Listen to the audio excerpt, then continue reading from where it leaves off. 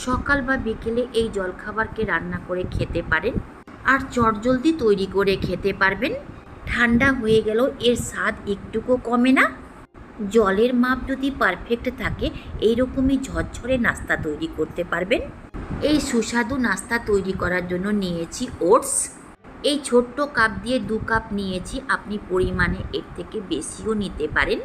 Oats পোহাকে যদি ঝরঝরে তৈরি করতে চান, যে পাত্রে ওটসকে মাপ করে নেবেন সেই পাত্রেই জল নিতে হবে, তবেই ওটস পোহা একদমই ঝরঝরে হবে। তবে কি পরিমাণে আপনাকে জল নিতে হবে জানতে চাইলে ভিডিওটা স্কিপ না করে পুরোটা দেখবেন। নমস্কার, আমি মঞ্জুস কিচেনে আপনাদের সকলকে স্বাগতম। ওটস পোহা তৈরি করার জন্য ওভেনকে অন করে চাপান কড়াই বা ফ্রাই প্যান গরম হয়ে যাবার পরই তেল দিবেন। তেলটা গরম হয়ে যাবার পর দিন 1 টেবিল স্পুন সরষা আর 2টো শুকনো লঙ্কা। সরষা একটু বেশি করে দিবেন, খেতে ভালো লাগবে। এটা একটু চটকানো পর্যন্ত ভেজে নিতে হবে। ভাজার সময় একটু সাবধানে থাকবেন, সরষাগুলো ছিটকে গায়ে পড়ে। দেব এর মধ্যে কেটে নেওয়া গাজর আর কুচনো কাঁচা লঙ্কা। ওটস পোহাকে পেঁয়াজ, রসুন, আদা ছাড়াই তৈরি করব। আপনি এই 3টা জিনিস দিয়েও তৈরি করতে পারেন। গাজরকে আগে দিয়ে রান্না করছি যেহেতু এর কুকিং টাইমটা বেশি। ভালো করে মিশিয়ে নিয়ে এর মধ্যে দিন 20-25টা কেটে নেওয়া কারি পাতা। একেও তেলের মধ্যে চটকানো পর্যন্ত রান্না করুন, খুব একটা সময় লাগবে না। নেড়ে চেড়ে 1 মিনিট মতো ভাজলেই কারি পাতা চটকে যাবে। দিন কেটে নেওয়া টমেটো, দিন স্বাদ মতো নুন, আমি 1/2 টিস্পুনের একটু কম দিয়েছি। 1/4 টিস্পুন গোলমরিচ পাউডার, 1/4 টিস্পুন হলুদ পাউডার। নুন দিলে টমেটো আর গাজর খুব তাড়াতাড়ি সফট হয়ে যাবে। নেড়ে চেড়ে মিশিয়ে নিয়ে একে ঢাকা দিয়ে রান্না করুন। একদম লো ফ্লেমে 3 থেকে 4 মিনিট রান্না করে ঢাকাটা সরিয়ে দিন। ভালো করে নেড়ে চেড়ে মিশিয়ে দিন। দেখুন টমেটো আর গাজর পুরোপুরি সফট হয়ে গেছে। দেব এর মধ্যে 1/2 টিস্পুন কালারের জন্য কাশ্মীরি লাল লঙ্কা পাউডার আর একটা গোটা কুচিয়ে নেওয়া ক্যাপসিকাম। এটা পরে দিচ্ছি যেহেতু এর কুকিং টাইমটা অনেকটাই কম। নেড়ে চেড়ে মিশিয়ে নিয়ে একদমই লো ফ্লেমে 6 থেকে 7 মিনিট রান্না করুন। ক্যাপসিকাম গাজর আরও সফট হয়ে যাবে। আপনি এর মধ্যে আরও বেশ কয়েক রকমের সবজি দিতে পারেন, আমার হাতের কাছে যা ছিল সেটাই দিয়েছি। দেখুন ক্যাপসিকাম আর গাজর অনেকটাই সফট হয়ে গেছে। দেব এর মধ্যে ওটস।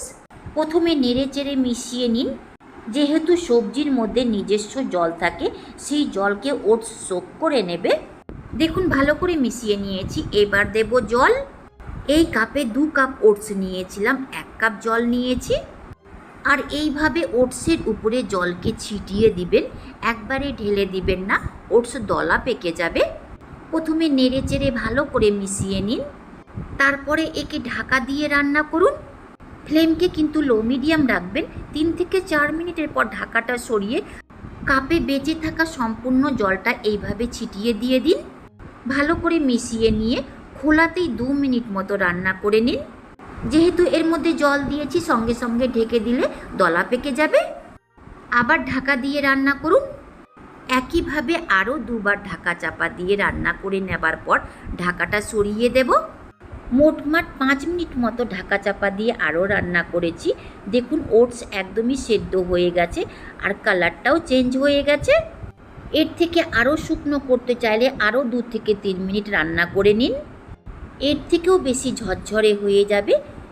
শেষে দিন আর্ধেকটা লেবুর রস। এটা দিতে গেলে ওটস পোহার মধ্যে টক টক ফ্লেভার হবে, তো খেতে ভালো লাগবে। লেবুর রসের বদলে আপনি চাট মশলাও দিতে পারেন, আরও চটপটা ফ্লেভার হলে খেতে আরও সুস্বাদু হবে। দেখুন একদমই ওটস পোহা ঝরঝরে হয়ে গেছে। ওভেনকে অফ করে প্লেটিং করে নিন। তৈরি হয়ে গেল একদমই ঝরঝরে ওটস পোহা রেসিপি। জলের মাপ যদি পারফেক্ট থাকে ওটস পোহা একদমই এই রকম ঝরঝরে তৈরি হবে। আর দেখতেই পারলেন ওটস পোহাকে কতটা তাড়াতাড়ি তৈরি করলাম। একে আপনি সকাল বা বিকেলের নাস্তাতে খেতে পারেন। তাছাড়া বড় হোক বা বাচ্চা তাদের লাঞ্চ বক্সে প্যাক করে দিতে পারেন। এটা ঠান্ডা হওয়ার পরও এর স্বাদ একটুকু কম হয় না। যদি ওটস পোহা আপনাদের ভালো লেগে থাকে তো এইভাবে একবার ট্রাই করে দেখতে পারেন। লাইক, শেয়ার, সাবস্ক্রাইব করে পাশে আসা বেল আইকনকেও প্রেস করে দিবেন। আমি যখনই কোনো নতুন ভিডিও আপলোড করব তার নোটিফিকেশান আপনি পাবেন। এই সুস্বাদু ব্রেকফাস্টকে শেষ পর্যন্ত দেখার জন্য অনেক অনেক ধন্যবাদ।